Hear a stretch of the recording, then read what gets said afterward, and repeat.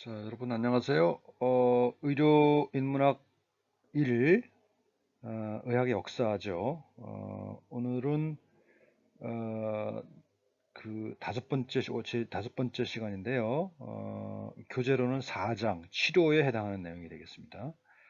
그러니까 우리가 1장에서는 인간은 얼마나 멋진 작품인가. 그러니까 뭐 인간의 몸에 대한 얘기를 했다면, 두 번째는 질병, 세 번째는 진단을 했죠. 그리고 이번 주엔 치료입니다. 그리고 다음 주에는 수술을 하게 되고, 그 다음에 의술의 미래를 살펴보게 되면 이제 중간고사를 맞게 됩니다. 그래서 오늘은 의료 시술의 역사라고 이름을 정해봤는데요. 우리 교재는 치료로 되어 있어요. 이걸 치료가 되어 있는데, 치료보다는 치료라고 하는 것은 좀 한정이 되죠. 어떤 그 특정 질병에 대한 특정 부위에 대한 시술 이렇게 된단 말입니다. 근데 그래서 좀 그 맥락을 더 크게 하기 위해서 의료 시술의 역사로 바꿔보았습니다.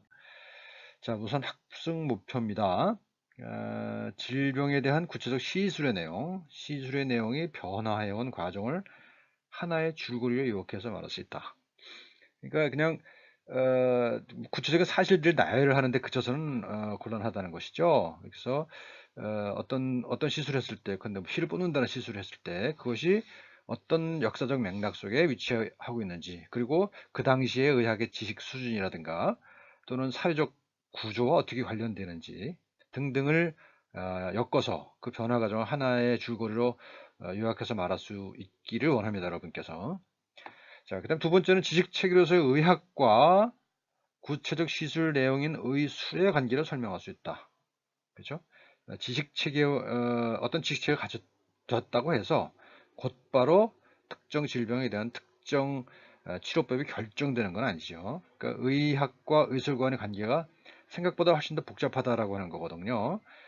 그런 것들을 이 과정을 통해서 이해해 주길 바랍니다.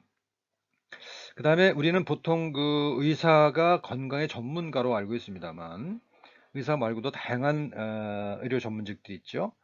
또 그런 면허증을 가지지 않은 소위 말하는 대안적 치료사들도 있단 말이죠. 그 다음에 또 비전문가 영역, 우리는 그런 전문가들이 의지하지 않고도 무의식적으로 또는 의식적으로 부지불식 간에 어떤 치료 행위 또는 어떤 문제풀이 행위를 한다는 겁니다. 그래서 그런 것들을 비교해서 설명할 수 있으면 좋겠습니다. 강의 순서는요, 전통사회 의술을 먼저 살펴보고요. 그 다음에 현대적 의술이 우리가 하고 있는, 지금 현대 하고 있는 그런 의술이 어떻게 발전해 왔는가를 살펴보고, 그 다음에 이제 그 중간에 이제 있었던 여러 가지 비관론들, 회의론들에 대해 살펴보고, 그 다음에 치료 장소, 치료 관계의 변화, 이렇게 살펴보도록 하겠습니다. 이 그림을 보시면, 앞에 있는 그림은 이제 전통적인 약 1000년 이상, 1500년 정도 가장 많이 시술했던 치료법, 다시 말하면 사혈이죠. 사혈을 향하고 있는 장면을 보여주고 있는 것이고요. 그 바탕에 있는 것은 현대적 의술의 모습이죠. 이렇게 의사와 환자가 마주하고 다양한 전문가들 또는 피교육자들이 이렇게 둘러싼 가운데서 치료 행위가 이루어지는, 이게 이 두 그림만 보더라도 그 변화 과정을 대충 우리가 읽을 수 있겠죠. 자, 그 다음에 이제 의라고 하는 말, 우리가 지난번에 의가 무에서 왔다고 그랬잖아요. 무에서 요 위에 글자를 이제 가지고 그대로 놓고 무가 됐고, 그 다음에 지금과 같은 의가 됐다. 그죠? 그래서 전통적으로는 이 주술적인 것이 있었지만 이 의로 발전해 왔다는 말씀을 했죠. 근데 이 의도 이 글자가 만들어질 당시에는 이렇게 구분이 되지 않았겠지만, 현대 학문이 발전하고 난 이후는 이렇게 구분이 될 수 있다는 겁니다. 그래서 의학, 의술, 의덕. 그래서 이게 의의 3요소 이렇게 얘기를 할 수 있는데요. 먼저 보면 의학 그러면 문제의 성격을 규명하는 거죠. 그러니까 이 의라고 하는 것은 문제를 푸는 거라는 겁니다. 문제풀이. 네? 어떤 사람에게 생긴 그것이 이제 어떤 그 영적인 문제가 된다면 종교가 담당을 할 것이고요. 또 뭐 심리적인 문제가 된다면 뭐 정신분석가나 뭐 정신과 의사가 담당을 하게 됐지만, 일반적으로 몸에 해당하는 문제는 이 의사들이 해결을 하게 되겠죠. 그래서 문제풀이다. 1차 진료, 특히 1차 진료, 전문 진료는 이제 프라이머리 케어, 뭐 터셔리 케어 뭐 이렇게 되죠. 그거는 이제 3차 진료 되는데 1차 진료의 경우는 적어도 삶의 문제풀이라는 거죠. 내가 뭐 뾰루지가 났다. 그랬을 때 그거는 굉장히 불편하고 살기 어렵잖아요. 그러니까 그 문제를 해결하기 위해서 병원에 간단 말입니다. 내 감기가 걸렸다. 그러면 뭐 그 문제를 해결하기 위해서 내가 기침을 하고 뭐 머리가 아프고 열이 나고 해서 그 일상적인 생활을 영위할 수 없기 때문에 병원에 가서 그 문제를 풀려고 하는 것이죠. 그래서 1차 진료는 problem solving이다, 문제풀이다 하고 이해를 할 수가 있습니다. 자, 그렇다면 이 의학과 의술과 의덕이 이 문제풀이에 어떻게 기여하는가를 살펴봐야 되겠죠. 먼저 의학은 그 문제의 성격을 규명합니다. 열이 난다 그러면 그 무슨 뭐 바이러스가 침입했다, 세균 감염이 됐다 이렇게 성격을 규명할 수 있는 것이죠. 그 다음에 의술은 그 문제를 푸는 방식입니다. 열이 난다 그러면 해열제를 준다든가, 그 다음에 무슨 뭐 감염병이 있다 그러면 항생제를 주거나 무슨 뭐 배농을 시킨다든가 하는 그런 구체적인 행위가 포함된 것이 의술이 되겠죠. 그 다음에 의덕은 그런 문제의 성격을 규명하고 알고 그 문제를 푸는 과정에서 개입되어야 할 어떤 의미, 가치 이런 것들의 문제입니다. 그러니까 일반적으로 얘기해서는 이제 의료 윤리를 주로 우리가 의덕이라고 얘기할 수가 있겠죠. 그러니까 우리 이제 서양 학문은 윤리지만요, 우리 전통 학문에서는 한의학, 특히 한의학에서는 의덕이라고 하는 말을 많이 씁니다. 과거로부터. 그래서 의료 윤리보다는 의덕이라고 하는 말을 많이 쓴다 하는 겁니다. 자, 그건 그렇고, 그건 나중에 논하도록 하고요. 의학과 의술에 대해서 살펴보겠습니다. 원시, 고대, 중세, 근대, 현대 이렇게 구분했는데요. 원시 시대는 아시다시피 주술의학이죠.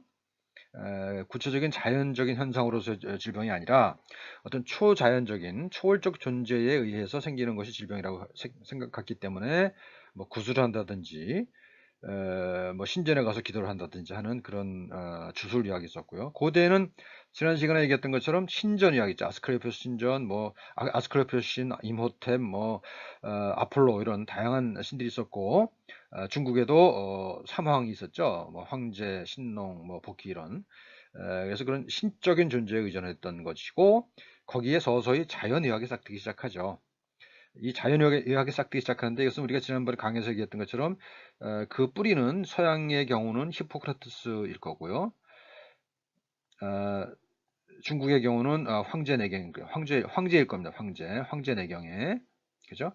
이제 이것이 이 그 주술적인 데서 벗어나기 시작하는 거라고 볼 수가 있고요. 중세는 지난번에 얘기했던 것처럼 사체에 의한 병리학이 대유행을 했고, 그 다음에 근대 해부학, 생리학이 발전한 다음에는 생물의학, 다시 말하면 바이오메디신이죠. 바이오메디신이 아주 뿌리 깊게 자리를 잡은 거라고 할 수가 있습니다. 그 다음에 현대, 특히 이제 19세기경부터 시작되는 것이 이런 정통적인 생물의학에 대한 회의론이 많이 대두되게 돼서 소위 말하는 얼터너티브, 대안의학의 얼터너티브 메디신, 대안의학이 인기를 얻게 됩니다. 자, 1차 진료라고 하면 이제 프라이머리 케어인데요.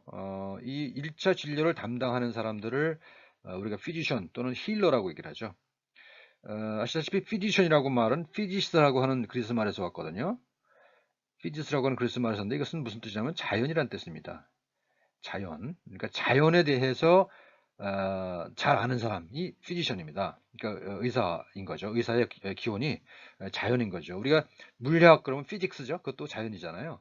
그것과 달리 피지션이라고 하는 것은 주로 사람을 중심으로 한 자연, 사람이라는 자연에 대한 지식을 얘기합니다. 힐러라고 그러면 이제 낫게 하는 사람이잖아요. 그러니까 문제를 푸는 사람입니다. 그러니까 자연에 대한 전문가이면서 자연인 몸에 생기는 문제를 해결하는, 치유하는 그런 사람들이 힐러가 되겠습니다. 이 그림에서 보시면 뭐 다양한 문화권에서 귀에다 대고 뭔가를 하는 거죠. 근데 그 내용은 다 다르다는 겁니다. 이 맨 밑에 있는 것은 이제 이침이죠, 이침. 귀에다가 이제 침을 놓는 거. 여기는 이제 인디안 호피 인디안들이 주로 하는 행위라는데 귀에다가 촛불을 켜면 악령이 빠져나간다는 거고요. 요것도 마찬가지입니다. 또 저 아프리카 원주민들이 하는 주술사들이 하는 행위고요. 아시다시피 이거는 이제 현대 이비인후과 의사들이 보는 행위죠. 다 귀에 대고 뭔가를 하지만 그 행위의 목적, 의미는 다 다르다고 하는 것이죠.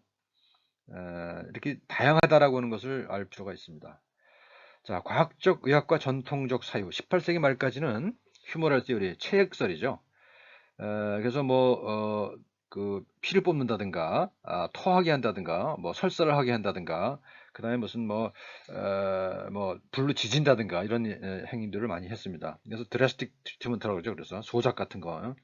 그래서 이때까지만 하더라도 의사들의 행위를 굉장히 공포스러워하는 그런 지금도 그런 게 일부 남아 있습니다만 의사를 무서워하는 그런 심리 상태가 만들어진 것이 이렇게 의사들이 하는 행위가 굉장히 고통스럽고 공포스러웠기 때문이다라고 얘기할 수가 있습니다.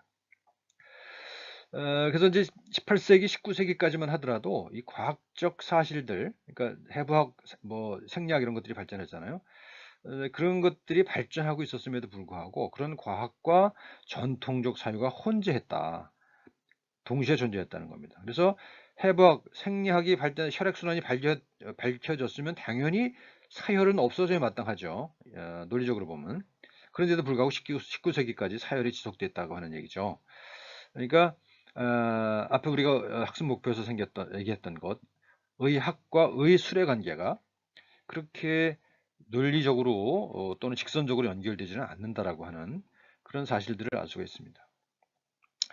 17세기까지의 주로 행해졌던 시술들, 커터라이징, 지지는 거죠. 커핑, 이렇게 음압을 줘서 빨아내는 거, 블리딩, 정맥을 절제해서 아예 펑펑펑펑 쏟아내는 겁니다. 피를. 그러니까 이 그림에서 보시면 이 천정에 막 이런 그 피를 담는 그릇들이 널려 있죠. 예, 그 당시에 얼마나 그 시술 내용이 무서웠겠는가 하는 걸 알 수가 있습니다. 18세기에 들어오면서 이제 과학적 의학 교육이 도입되죠. 과학적 의학 교육이 도입되고 액체 병리설에 대한 고체 병리설이 도입됩니다. 이제 베이로 하브라고 하는 사람이 유명한 사람인데 그래서 이렇게 엄청나게 많은 사람들을 모아놓고 이 강의를 하는 모습을 볼 수 있죠. 그러니까 이게 이제 그 새로운 그 풍경인 것이죠. 과거에는 체익설이라고 하는 전통적 학설에 의존해서 모든 것을 해결했다면 이제는 실질적인 고체병리설. 그러니까 고체병리설 나중에 따져보면 이제 뭐가 있겠습니까? 조직이 기관이 있고요, 오관이 있고요. 그 다음에 이게 뭐예요? 조직으로 가죠. 조직으로 가고 그 다음에 이게 어디로 갑니까? 세포로 가죠. 그리고 지금 어디로 갑니까? 분자 수준으로 내려갔죠. 이 고체 병리학이 이런 줄거리의 시작이라는 것이죠. 과거의 액체 병리학에서 이런 것들이 없었죠. 이런 것들이 없이 무형의 액체를 갖고 설명을 했다면 이제부터는 고체를 병리학에 도입했다라고 하는 겁니다. 이래서 베르하브라는 사람이 유명했고요. 그럼에도 불구하고 18세기 말, 19세기 초까지도 이런 어마어마한 그 무시무시한 그 의료 도구가 행해졌고 왼쪽 그림은 미국의 초대 대통령인 조지 워싱턴이 죽는 장면을 그린 그림인데요. 보시면 완전히 백지장처럼 하얗죠, 얼굴이. 과다한 출혈입니다. 근데 이것은 과다한 출혈은 왜 생겼느냐?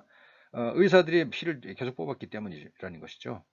그래서 무슨 단순한 염증이었던 있는데 결국은 그 치료 때문에 사망했다고 일반적으로 알려져 있습니다.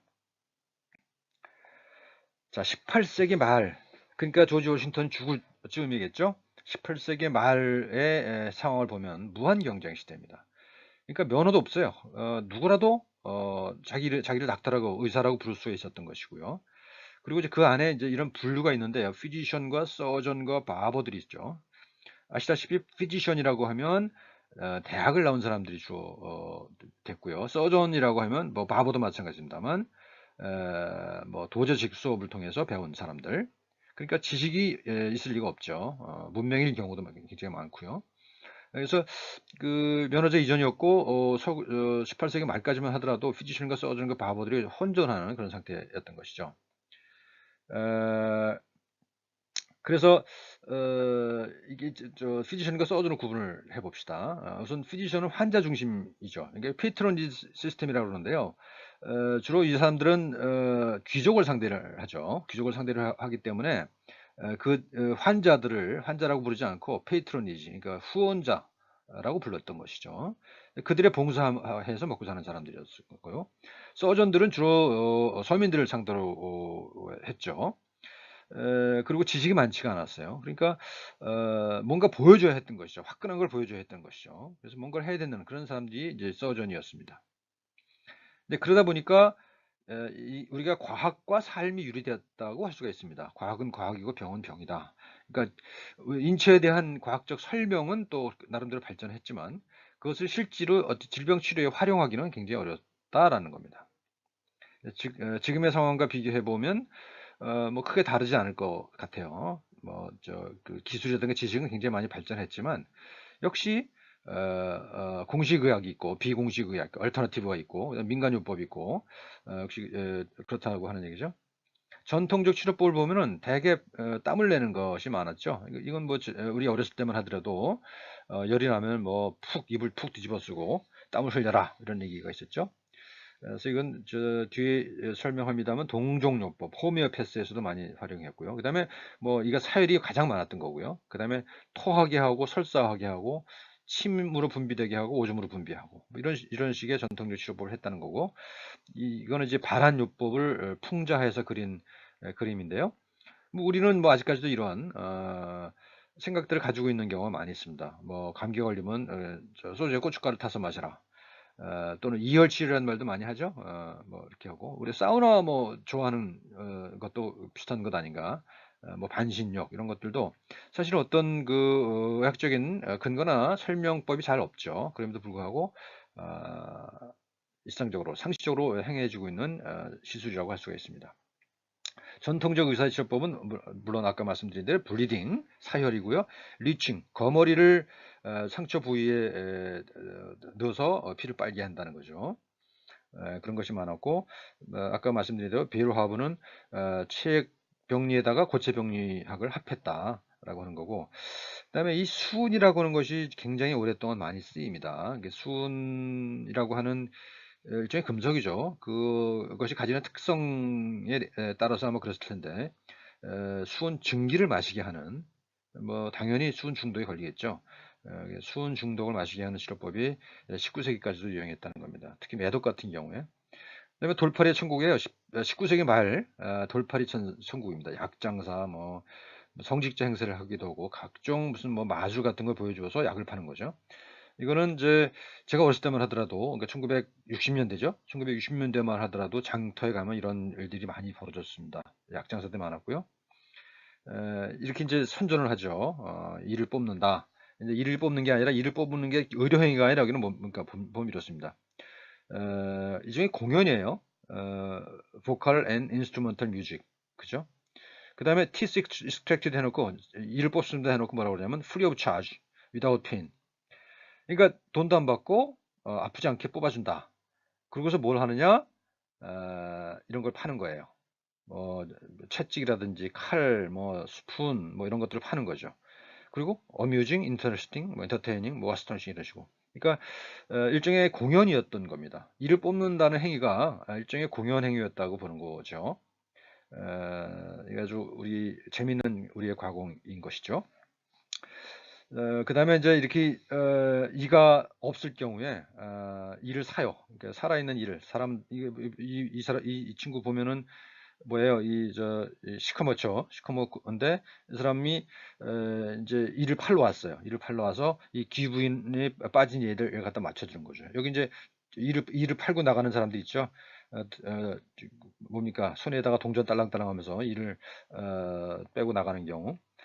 이런 일들이 공공연하게 행해졌다는 거고 이 그림은 롤란드슨이라고 하는 풍자 화가가 그린 그림인데 이 양반은 당시에 그 의료의 장면들에 대한 풍자를 굉장히 많이 그린 걸로 유명합니다.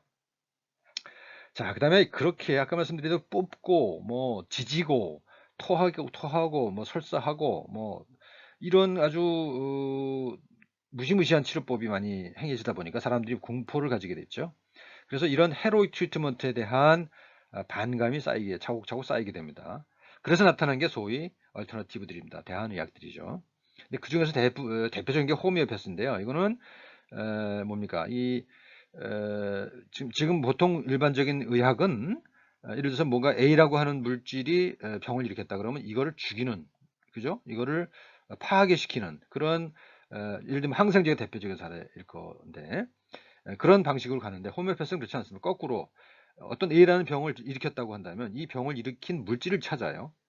물질을 찾아서 예를 들어서 이거 세균이라고 합시다. 세균이라고 그러면 그 세균을 찾아서 이거를 끊임없이 희석을 시킨다는 거죠.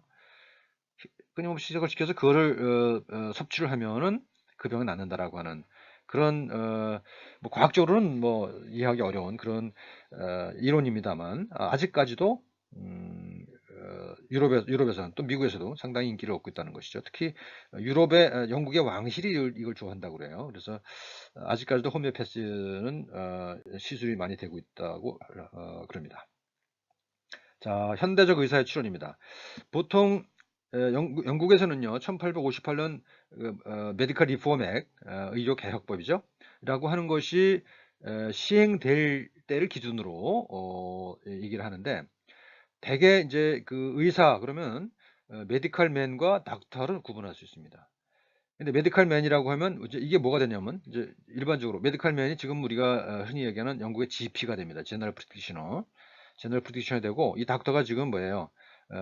스페셜리스트 또는 영국에서는 컨설턴트라고 그러는데 그렇게 간 거예요. 그러니까 역사적으로 1858년 이전에는 이렇게 구분되어 있다가 1858년에 GMC, 제너럴 메디컬 카운슬이에요. 제너럴 메디컬 카운슬. 제너럴 메디컬 카운슬이 설립되고 이것이 이 기관이 의사의 교육과 면허에 관련된 모든 권한을 갖고 행사하게 되면서 이것이 이제 통합이 되는 겁니다. 그래서 이 닥터라고 하는 사람들은 로열 칼리지 오브 피지션즈라고 하는 그런 어떤 자기네들의 어떤 조직이죠. 거기 소속되어 있는 사람들을 의미한다면 메디컬맨은 GP와 아포스타카리 약종상들이 합해져서 된 거라고 볼 수가 있습니다. 오늘날 영국 의료 시스템은 GP가 의료인의 대부분을 차지하죠. 스페셜리스트는 그렇게 많지 않습니다. 그래서 이 메디컬맨이 GP로 성장해 간 거라고 볼 수가 있죠. 미국의 경우에는 1880년대 이전까지는 어떤 주 정부나 뭐 연방 정부나 이런 면허 제도가 없었죠. 누구나 뭐 내가 닥터라고 할 수가 있었던 것이죠. 물론 이제 그 6개월짜리 또는 길으면 3년짜리의 대학이 있긴 했지만 이걸 누가 국가나 뭐 공인 받은 게 아니었다는 것입니다. 그러다가 이제 19세기 말에 오면 전업적으로 의료 행위만을 하는 그런 사람들이 생기기 시작합니다. YOP맨이라고 그러는데 1년 내내 의료 행위만 하는 그런 사람이 출연하게 되는 거죠. 그 이전까지 뭐였습니까? 대개 떠돌이였죠. 떠돌이 장사꾼이었을 경우가 많습니다. 그래서 그다음에 이제 뭐 부분적으로 의사도 하고 다른 일도 하고 다른 사업도 하고 하는 그런 일이었었는데 이때부터 전업 의사가 출연하기 시작한다는 거예요. 이때 뭐가 생기느냐? 소위 히스토리 테킹이라는 게 생기죠. 그 다음에 인스팅트 프로그노시스. 이제 어떤 뭐 의학을 공부를 하긴 하지만 어떤 예후를 판정하는 건 대개 직관에 의존했다고 볼 수가 있습니다. 그리고 과학적 의학이 수립되기 시작하죠. 이제 19세기 말에 오면. 그래서 소위 말하는 피지컬 이그잼, 신체 검사를 하고 뭐 디퍼런셜 다이그노시스, 감별 진단을 하고 질병을 어떤 메커니즘에 의해 설명하기 시작하죠. 이게 이제 과학적 의학의 시작이라고 볼 수가 있습니다. 그 다음 현대적 의사의 출현, 과학이 도입되면서 메커니즘이 나오죠. 그리고 앞서 얘기한 감별 진단을 하게 되고요. 그래서 과거에는 의료 행위라는 것이 일종의 예술적 행위였다고 한다면 여기에 이제 사이언스가 덧붙여집니다. 그래서 아트 앤 사이언스죠. 과거에는 아트이기만 했다면 이제 아트 앤 사이언스가 되죠. 그 다음에 이제 19세기 중반에 오게 되면 사혈이 점차 이제 쇠퇴하기 시작하고요. 이제 19세기 이르게 되면 의학이 과연 뭘 할 수 있는가 하는 그런 회의론이 있게 되죠. 그리고 이제 서서히 do no harm tactic, 해를 끼치지 마라. 이거 히포크라테스 선서에 나오는 거잖아요. 이런 전략을 가진 의사들이 나타나기 시작하죠. 그리고 이제 플렉스너 보고서가 나오는데요. 이것이 이제 의학에서의 과학의 도입, 의학에서의 과학적 의학을 가르는 그런 어떤 분수령이라고 할 수가 있습니다. 1910년도에 플렉스너 보고서가 나왔고요. 그래서 미국과 캐나다 전 지역의 모든 의과 대학을 전수조사를 해서 그 교육 내용이 형편없다고 하는 사실을 밝혀내죠. 그러면서 대부분의 이제 그 질이 낮은 대학도 문을 닫게 되죠. 그 이후에 형성된 게 뭐냐 하면 지금 의학대학원 4+4제죠. 그래서 지금 미국은 거의 대부분, 뭐 그렇지 않은 경우도 가끔 있습니다만 거의 대부분 8년제 대학을 나온 사람들이 의사인 것이죠. 이게 과학의 분수령입니다. 이제 치과의학의 경우에는 이게 가이스 리포트라는 게 나옵니다.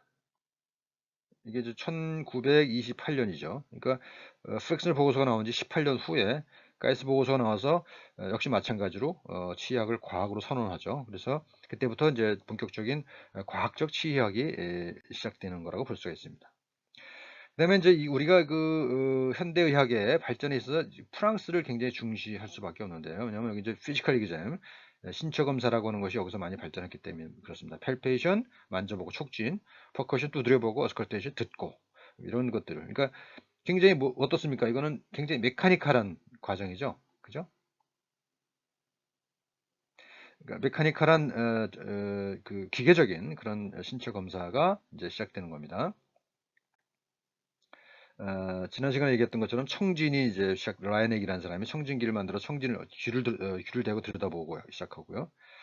그다음에 현대적 의사의 출현. 이제 현대적 의사라고 하면 이제 이 과학을 빼놓고는 얘기할 수가 없죠. 그죠?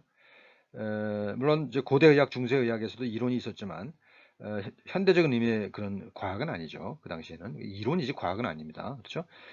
과학이라 하면 재현 가능해야 되는 것이죠. 재현 가능하고 보편 타당해야 되는 것인데 고대와 중세 의학 이론은 이론일 뿐이지 그것이 검증 가능하지가 않았단 말이죠. 재현 가능하지도 않았고요. 그래서 그런 재현 가능한 방법을 찾지 못했던 것이죠. 이제 과학이 도입되면서 현대적 의사가 출현합니다. 그래서 현대적 의사는 아까 이제 플렉스너 보고서에서 과학이 중점을 가르쳐 주게 됐다고 그랬잖아요. 그러니까 이 과학이 나오면서 의사들의 권위가 이 과학의 권위를 입고 더 높아지게 된다고 할 수가 있습니다. 그다음에 또 한 가지 이 과학이라고 하는 것이 있고 또 한 가지 현대적 의사를 뭐 지금은 많이 신뢰가 타락하고 있습니다만 20세기 내내에 유럽과 미국의 의사들의 그 권위 또는 그가 있었고 그들을 신뢰할 수 있었던 것은 이 두 개입니다. 하나는 과학이고요. 하나는 퍼블릭 릴레이션입니다. 그러니까 대중에 가까이 가고자 하는 그런 전략을 썼다는 겁니다. 과학이라고 하는 것 더해서 대중과 가까이 하려는 전략. 그러니까 어, 아까 뭐라고 그랬습니까? 이 과학 이전의 의학들이 굉장히 드라스틱하게 공포스러운 치료법을 썼다고 그랬잖아요.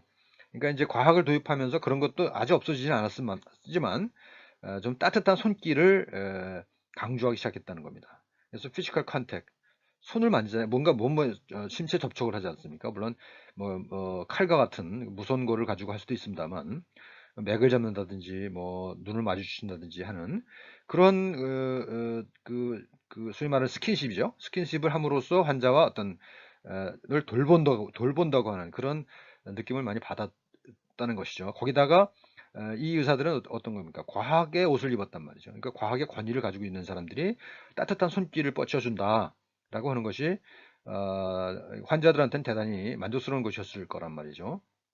그래서 아주 이상화된 또 그러니까 따뜻한 지혜로운 사람 그런 이미지를 갖게 됐다는 것이죠. 그게 과학과 대중 관계를 중심으로 하는 그 의사들의 전략 때문이었다라고 하는 겁니다. 그래서 19세기 의사는 가난한 자의 근엄한 친구. 그러니까 이 당시만 하더라도 병원에 환자가 오지 않는단 말이죠. 의사가 찾아가는 시스템이었단 말이죠. 그런데 그 가난한 사람들의 사는 장소에 이렇게 방문을 한다는 거예요. 방문해서 이들을 어루만져 주었기 때문에 그게 이제 특히 미국과 유럽의 의사들의 신뢰를 높일 수 있었던 그런 요인이라고 볼 수가 있습니다. 그리고 이제 새로운 약물들이 많이 발견되죠. 이런 약물들이 발견. 지난 시간에 우리 얘기한 거니까 넘어가고요. 딥테리 안티톡신이 이제 말의 혈청에서 이제 그 나오잖아요. 그래서 대개 이제 어린아이가 죽는 경우가 대부분 딥테리아 때문이었는데 이걸 발견함으로써 진짜 드라마틱하게 치료를 할 수 있었단 말이죠. 그러니까 이것도 의사의 권위를 높이는데 굉장히 기여한 거죠. 이런 치료, 드라마틱한 치료 효과, 거기다가 근엄한 친구, 또는 뭐 그런 이미지가 덧붙여져서 그랬다는 겁니다. 그 다음에 한편으로는 또 과학이 발전해요. 기계가 발전해요. 그래서 그 효율을 높여요. 현미경, 체온계, 엑스레이, 혈압계, 심전도 이런 것들이 해서 진단을 더 정교화하고 치료 효과, 이거 치료 효과를 그렇게 높이지는 못했을 거예요, 아마 그죠? 이런 것들은 다 진단 도구이지 치료 도구는 아니잖아요, 그죠? 치료 효과를 높이지는 않았지만 어쨌든 간에 이러한 첨단 장비들을 활용함으로 해서 대중의 신뢰를 더 높일 수는 있었을 겁니다. 그리고 이제 그 19세기, 20세기 중반까지를 시기를 보통 의학에서 뭐라 그러면 세라피틱 니힐리즘이라고 합니다. 뭐냐면 아는 건 많은데 할 줄 아는 게 뭐냐, 그죠? 아는 건 너무 많지만 의학이 아는 건 많지만 할 수 아는 게 별로 없다. 별로 없다. 거의 없다 하는 거죠. 생각해 보시면 우리가 항생제가 발명된 게 이제 2차 대전 때니까 1940년대거든요. 그리고 실질적으로 그것이 상용화된 거는 또 한참 뒤란 말입니다. 그래서 아는 건 많지만 할 수 있는 게 별로 없는 것을 이제 비판해서 치료적 화무주의라고 얘기를 하죠. 그리고 이제 우리가 윌리엄 오슬러, 지난 시간에 우리 잠깐 보여드렸죠. 윌리엄 오슬러라고 하는 근대의학의 영웅이죠, 영웅. 이 사람은 뭐 솔직히 그렇게 얘기를 합니다. 그 거의 대부분의 질병에 대해서는 우리가 치료법이 없다라고 솔직히 고백을 하죠. 그러니까 이 사람은 굉장히 과학적 의학을 추구한 사람임에도 불구하고 어떤 인간적인 관계를 강조한. 그러니까 지금 요즘 말로 하면 의료인문학을 강조한 사람이죠. 과학적 의학을 강조했을 뿐만 아니라 동시에 의료인문학을 굉장히 강조했던 우리 현대의학의 영웅이라고 할 수 있습니다. 자, 그다음 뭐 또 계속 이어서 보면요, 로맨틱 메디신, 뭐 낭만주의적 의학이 또 한편에서 많이 발전하죠. 그래서 이제 이 과학적 의학이 주로 몸의 기계적 구성에만 관심이 있다고 한다면 이때는 다시 환자를 중심에 두려고 하는 그러는 운동이 일어나게 되는 거죠. 그러니까 patient as a person movement. 인간으로서의 환자 운동이죠. 그러니까 이게 이제 말하자면 오늘날 의료인문학의 뿌리라고 볼 수가 있습니다. 이제 이 가운데 뭐 1930년대에 폴란드의 의철학도 있고요. 그렇습니다. 그래서 뭐 라포를 형성해라. 환자와 소통을 해라. 그다음에 사이코소매틱 심신상관의학이죠. 이 이제 발전하기도 하고요. 근데 그게 어떤 면에서 보면 비판적인 시각에서 보면 마케팅 전략일 수도 있죠. 뭐 그걸 어떻습니까? 마케팅 전략이면 어때요, 그죠? 어쨌든 간에 바람직한 거라면 그것을 통해서 돈을 버는 건 나쁜 건 아니죠. 그래서 이제 그 당시에 그려진 그림들을 보면 이렇게 의사들이 굉장히 어, 그 말쑥하지만 또 근엄하지만 또 동시에 굉장히 친숙한 그런 이미지로 묘사가 됩니다. 이렇게. 그리고 이게 이제 이 그림이 이제 의료인문학을 표상하는 그림일 텐데요. 사실 가진 것이 별로 없이 환자의 처소로 방문해서 밤새 그 죽어가는 아이의 모습을 지키는 그런 모습이 의사의 이미지를 대변하는 거였고, 이 그림은 미국 의사협회가 공식적으로 자기네들의 이미지를 위해서 대량으로 살포했던 그런 사실이 있습니다. 이건 마케팅 전략일 수가 있습니다만 개업의 성공 비결은 환자가 날 좋아하게 해라. 그리고 의사는 진정으로 사람을 좋아해야 된다. 환자의 질병뿐만 아니라 사람에 관심을 가져라. 이런 얘기들 많이 하죠. 이건 뭐 지금도 진리죠.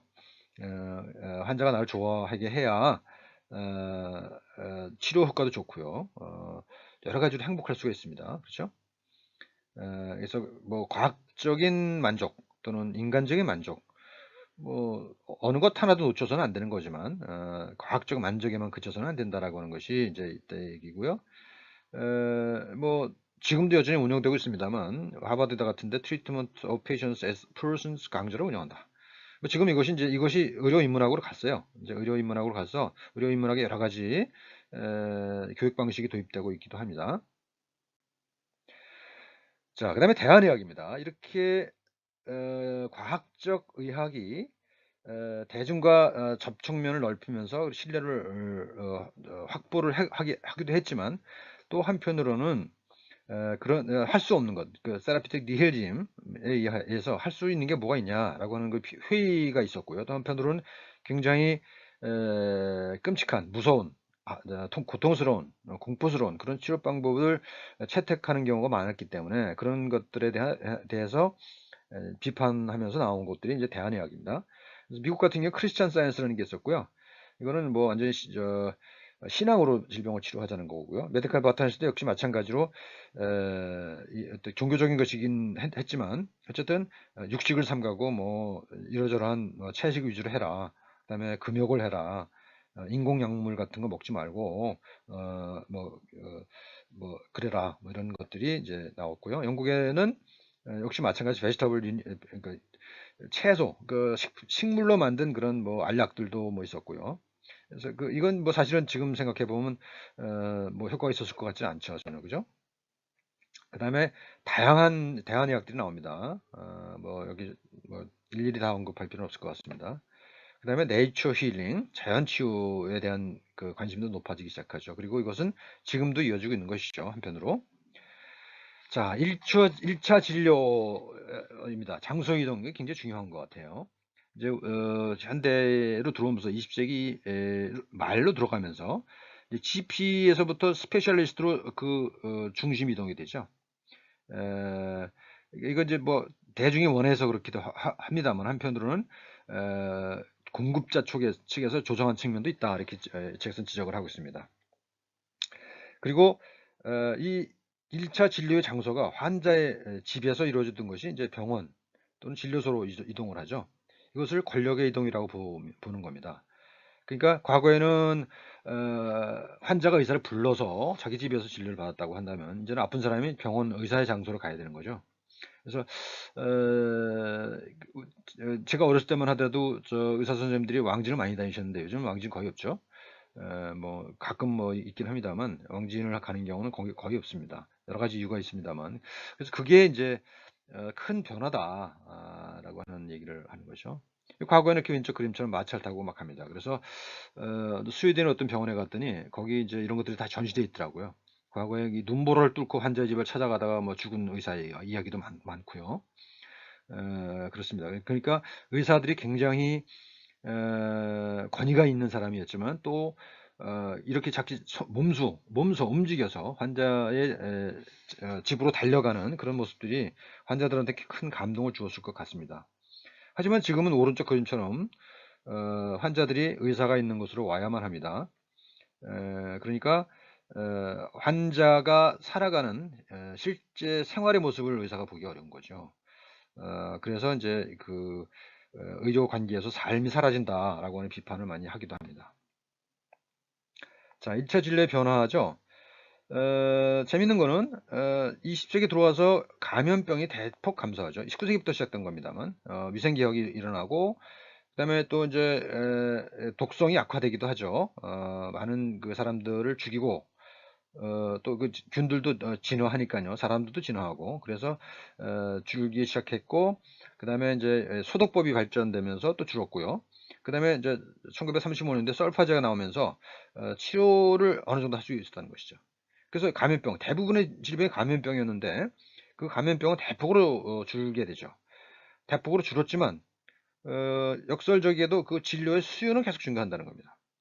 이게 이제 현대 의학의 하나의 특징입니다. 그러니까 새로운 그 의료 수요가 만들어진다. 새로운 병이 자꾸 생성된다는 것이죠. 근데 그게 옛날에 없던 것이 생기는 것인지, 또는 어떤 그 문화적인 변화 때문에 문제가 안 됐던 것이 문제가 되는 것인지, 어쨌든 간에 계속 이런 뭐 건강 염려증도 많고요. 또 웰빙에 대한 관심도 높아지고, 그러므로 해서 진료 수요는 계속 증가한다라고 하는 겁니다. 자, 모던과 포스트 모던을 비교를 해보면요. 모던의 이제 현대적 의미의 의학은 과학적 진단을 했어요. 그리고 그렇지만 치료하는 데 있어서의 능력은 그렇게 뛰어나지가 않았다. 그죠? 항생제 이후에 항생제에 의한 또는 그 위생과 영양에 의한 그런 그 전염병의 대폭 감소 이후에는 별로 이렇게 눈에 띄게 뚜렷한, 물론 대단한 발전이 있긴 합니다만 전염병의 정복과 비슷한 그런 건 없다는 것이죠. 그래서 치유 능력은 그게 높지 않았다라는 겁니다. 또 포스트 모던 의학의 내용을 보게 되면요. 그러니까 포스트 모던은 이제 그죠? 클래시컬 킬러, 전염병을 다 거의 다 정복을 했어요. 그럼에도 불구하고 환자가 원하는 걸 제대로 죽일 수가 없다라는 거죠. 과거에는 이제 전염병이 많았을 때는 전염병을 정복할 수 있었으니까 환자가 원하는 걸 달성할 수가 있었지만, 지금은 환자의 요구가 너무 다양해졌다. 요구가 너무 다양해졌고 이제 전통적인 의미의 의학이 해결해 주던 것 이외의 것들을 요구한다. 뭐 대표적인 게 뭐 성형 이런 거겠죠. 미용 뭐 이런 거. 이런 요구가 다양해졌고, 그것이 이제 의료 서비스에 포함되어 가고 있다라고 하는 얘기입니다. 자, 이제 각국의 1차 의료를 미국, 영국, 한국을 중심으로 살펴보십시다. 미국 같은 경우에는 전문의가 대부분이고요. 민영화된 시스템입니다. 영국은 일반인이가 대부분이고요. 국영화된 시스템입니다. 아주 대비적이죠. 그래서 미국은 돈이 엄청나게 많이 듭니다. 그 효율도 낮아요. 아무런 보험 혜택을 받지 못하는 사람이 4,500만 명이랍니다. 전 인구의 4분의 1 정도예요. 그런데도 불구하고 GDP의 17%를 의료비에 쏟아넣어요. 17% 의료비에 쏟아넣지만은 전 인구의 4분의 1은 보험이 없어요. 이건 굉장히 비효율적인 것이죠. 근데 그 치료를 받는 사람도 굉장히 전문적인 치료를 받고, 따라서 비용이 굉장히 높죠. 영국은 일반이에요. GP들이 대부분 차지하고 있고요. 국영의료예요. 그러니까 가격이 쌀 수밖에 없어요. 그죠? 그러니까 비용도 적게 들어요. 하지만 효율은 높아요. 모든 사람이 거의 모든 진료에 대해서 무료 치료를 받습니다. 그러다 보니까 의료의 질이 떨어진다는 우려가 있죠. 근데 이것도 이제 다시 비판적으로 볼 필요가 있습니다만, 어쨌든 간에 이렇게 두 나라가 대비되는 그런 의료 시스템을 가지고 있죠. 한국은 뭐 절충 정도 되려나요? 미국과 비슷하게 전문의가 중심이 되어 있지만, 우리는 또 건강보험이라고 하는 제도를 가지고 있어요. 그래서 고비용은 아니에요. 그죠? 굉장히 저비용입니다. 저비용이고 저비용 고효율일 거예요. 이건 영국과 비슷할 겁니다. 질에 대한 우려가 있는 것도 영국과 비슷하죠. 하지만 전문화되어 있고 국영 의료가 아니고 또 최근에 또 민영 의료를 뭐 도입하겠다는 그런 정부나 자본 측의 요구도 있고 해서 좀 불안한 상태인 것이죠. 그래서 각국의 1차 의료는 그런 성격을 가진다. 현대의 1차 의료, 신약에 대한 기대가 만빵이죠. 뉴스 보면, 각종 뉴스 보면 머지않아 뭐가 정복될 것이다라는 얘기가 많습니다. 그다음에 의사들에 대한 불신들이 많아요. 그래서 소위 의료 과로에 대한 소송들이 늘어나고 있고요. 또 지금 주춤했습니다만 한때 그 대한의학에 대한 관심도 굉장히 높았죠. 그리고 효율성 논쟁이 많아요. 민영화할 것이냐, 뭐 어떻게 할 것이냐. 미국 같은 경우도 지금 이제 오바마 플랜에 의해서 일부 변화가 되고 있긴 합니다만 여전히 시장 중심이죠. 우리도 역시 마찬가지입니다. 역시 시장 중심이고 건강보험이라고 하는 제도가 있음에도 불구하고 시장 중심이다라고 하는 그런 문제를 가지고 있습니다.